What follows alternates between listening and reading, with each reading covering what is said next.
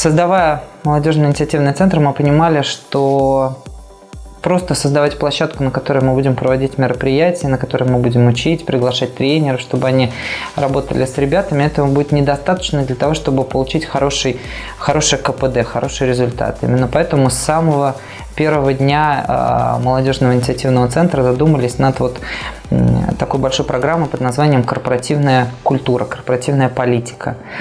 По факту это определенный документ, в котором проговорены определенные правила, базовые установки, которые должны существовать в нашей организации вне зависимости от времени, вне зависимости от должности, которые должны соблюдать все абсолютно люди, начиная от учредителей, создателей до рядового члена организации. В молодежном инициативном центре на данный момент насчитывается более 700 человек.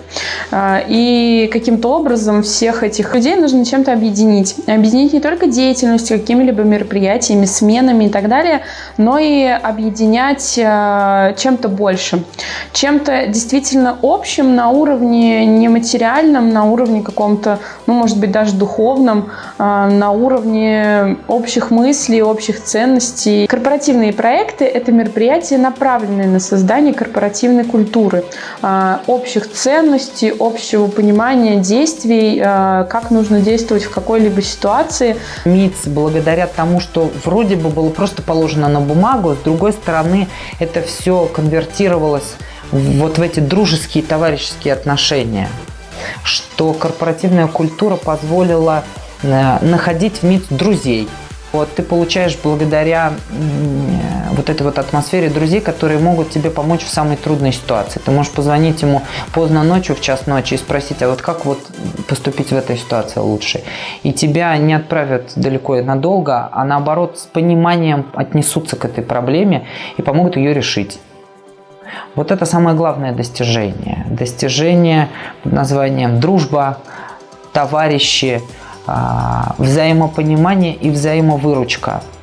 Когда мы только создавали молодежный инициативный центр, мы не думали, что положим на бумагу корпоративные проекты. Мы понимали, что у нас должен быть изначально в уставе в самом начале прописан блок по общим принципам работы. Кстати говоря, эти принципы до сих пор остаются в уставе МИЦ, и мы считаем, что они должны быть непоколебимы. Только это дает возможность любому человеку быть уверенным в завтрашнем дне, что завтра корпоративные награды на всероссийские проекты и будут иметь возможность поехать не приближенные к руководителям, а те, кто действительно работает. Это является большим толчком для дальнейшей деятельности и означает то, что организация действительно в вас верит в ребят, которых мы туда отправляем, и надеется на то, что ребята, съездив куда-то, например, на профильную смену другой организации, не уйдут из МИЦ, а почерпнут какие-то новые знания, новые методики и вернутся к нам, приумножат это своими знаниями, и мы уже будем, возможно, изменим какую-то свою деятельность, как-то улучшим то, что мы делаем, привнесем в повседневную жизнь нашу какие-то новые методики, какие-то мероприятия новые, или вообще, в принципе, может быть, изменим свое видение происходящего. Корпоративная премия признания. Мы ее создали в самые первые годы существования молодежного инициативного центра. И это премия, которую человек может получить. Это самая первая премия, которую может получить человек. Именно поэтому у нее есть две номинации – дебют года и номер один. Дебют года мы прописали, что только те ребята, которые состоят в организации не менее 3 месяцев, могут стать номинантами, могут получить эту награду. С течением лет существования молодежного инициативного центра мы меняли механику определения этих номинантов, чтобы она становилась максимально прозрачной.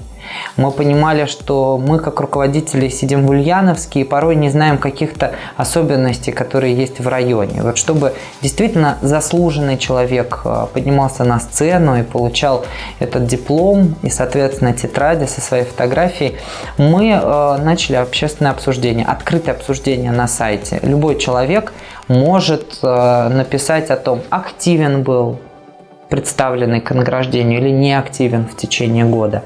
Мы, помимо этого, также считаем, что получить корпоративную награду может только тот человек, который хорошо разбирается в том, что из себя представляет МИЦ. Соответственно, после того, как человека представляют к награждению, он должен пройти тестирование на знание основ управления, основ деятельности, знать устав, в конце концов. Потому что в первые годы мы увидели, что те, кого представляют, порой даже не знают, как правильно написать название организации. Они не знают названия высших руководящих органов в молодежном инициативном центре. А это основа управления. Если возникают проблемы, ты должен, соответственно, идти, рассказывать о них определенным органам, людям, обращаться в президиум. А порой люди не знали, что существует в молодежном, в структуре управления организацией. Ну и в итоге я считаю, что корпоративная премия признания стала такой хорошей стартовой площадкой. Сегодня у нас поменялось в МИЦе несколько вот наших внутренних, можно назвать их поколениями. И признание стало действительно такой отправной точкой для многих. Кто-то из них сегодня успешные менеджеры, кто-то из них является руководителями крупных компаний, и не в этом городе в том числе.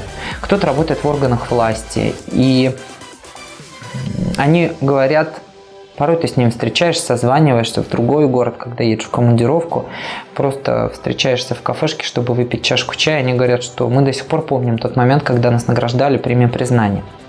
И вторую базовую вещь, которую мы заложили, мы стали фотографии номинантов размещать на корпоративной тетради. Мы ее традиционно выпускали большим тиражом и распространяли в районах, на наших мероприятиях в том числе, чтобы ребята обязательно использовали ее, чтобы они пришли в школу писать там лекции в университете, а другие задались вопросом, а кто эти ребята? И узнавалось потом, что это сверстники, и они видели пример того, что можно, не сидя на месте, делать хорошие, полезные дела, улучшать жизнь в своем районе, в своем муниципалитете, в своем городе или поселке. И действительно это можно делать своими руками. Не обязательно, чтобы за тобой был большой дядя, который открывал все двери. Нет, очень многие дела можно совершать самому. В идеале, конечно, чтобы у тебя была команда рядом с тобой. Мы также понимали, что в молодежном инициативном центре без командного духа нельзя, что организация не просуществует долго. И этот тезис тоже попал в основу корпоративной культуры. Чтобы мы очень хотели, чтобы значок члена организации, который они прикрепляют к пиджаку, к платью, возможно, к рубашке, чтобы они им гордились, чтобы это был действительно знак отличия, не просто какая-то формальная вещь, чтобы они уважали эту организацию и гордились ей.